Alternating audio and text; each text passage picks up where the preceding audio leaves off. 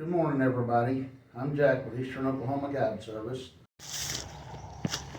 Alright guys, now most people think this is the craziest thing they've ever seen. So when you start to clean your spoonbill, again we gilled it out on the lake, let it start bleeding out. Now then, we're going to cut the tail and let it bleed more. But unlike most fish, you wring the tail, just wring it, don't cut all the way through it. Pop that bone. Actually, it's not bone, it's just cartilage. Right. Hop over there to that side so you can record it. There you go. And grab the spine itself.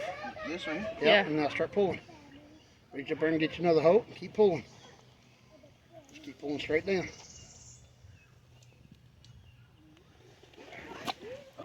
But this won't bleed out as good.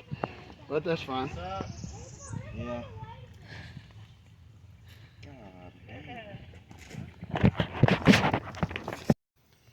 Now guys, when you pull down on the tail, if you don't cut all the way through, you can pull the spinal cord out. And again, that spinal cord runs from here all the way to the nose. I didn't record it for y'all, but if you would like, I can later. There's all kinds of videos on Facebook, YouTube, everything else about it. Probably even our YouTube page. Now if you notice the difference in the skin color here. Right here is where your belly meat is super thin. Right in here between these two lines. Cut. Cut.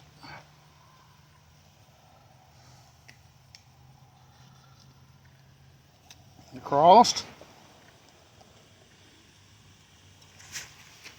Again, right between the lines. Belly meat's super thin.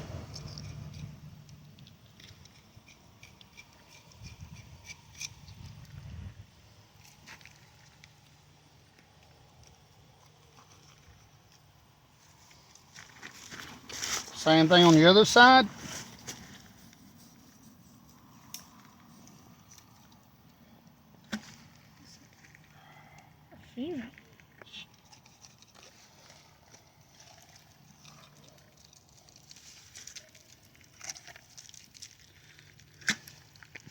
Now in the spring of the year, these fish will be full of what we call roe. And this is what your roe is. It's the eggs, black caviar. These were fished almost to extinction for this black caviar. On the market a couple of years ago, it was running about $4,000 a pound. I've heard Tennessee and Arkansas's opened up commercial fish for spoonbill again, so the price has dropped down to like $25 an ounce or something of that nature. As you can see, 5 to 10 pounds in the spring. It was the third most expensive in the world 2 years ago.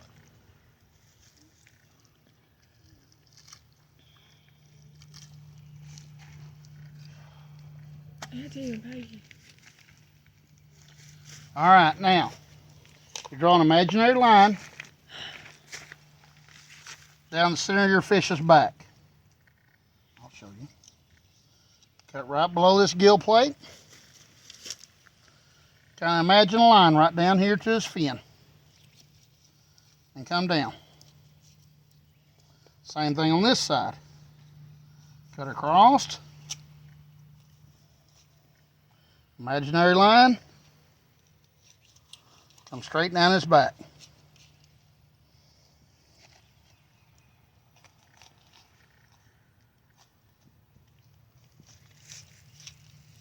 And there's your meat. All right, pause it. Yeah. All right, I repositioned the camera a little bit. Again, just come right down the back, just like you would any fish you were filleting. What I like to do is cut it off in 2 or 3 big steaks. Leave the skin on it till I get home. Notice how most of your fish is all bloody and messy. Notice you're not seeing the blood. Again, I bled it out and I drained its tail.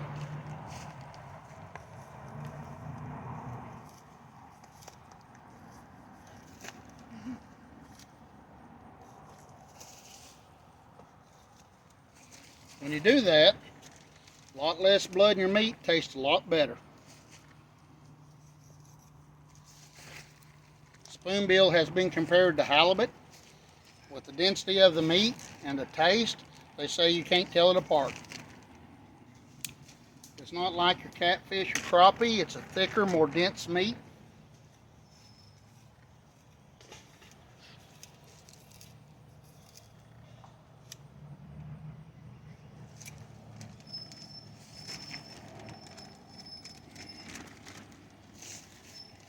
And guys, show you something most people don't realize. In Oklahoma, again, check with your local listings or your local Fish and Wildlife Game Management. In Oklahoma, when we clean these fish, we have to transfer our name, our tag number, and things over on the backs. Just like deer or other wildlife, we got 24 hours to register these with the state that we caught it.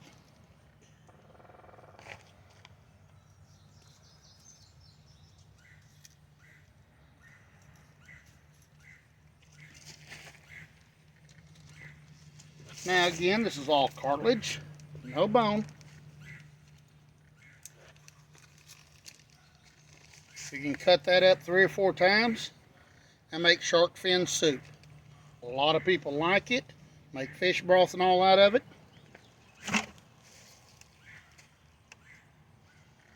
This, you can cut right down through here. And you can make a shadow box out of this bill. As far as I know, there ain't but a handful of billed fish in the world, and this is obviously one of them. So you can cut it here. This is the only bone in its mouth is this jawbone and this bill. Alright guys, and I'll attach a picture here in a minute to show you what this bill looks like when you do a Euro mount of it. Most guys put them in shadow boxes. Now, if you want to do a shadow box, you're going to have to probably bring it up here closer. Oh. If you want to make a shadow box, come right here underneath this jaw. There's a hinge right here. So you bring up.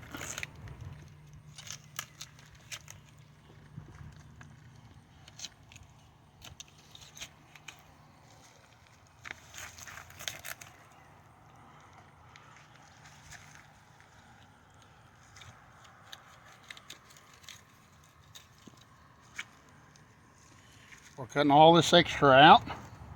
If you take it to your local taxidermist, he'll love you for it. Less he has to deal with, cheaper on you. You could take the whole head if you want. Alright, there's another hinge right here.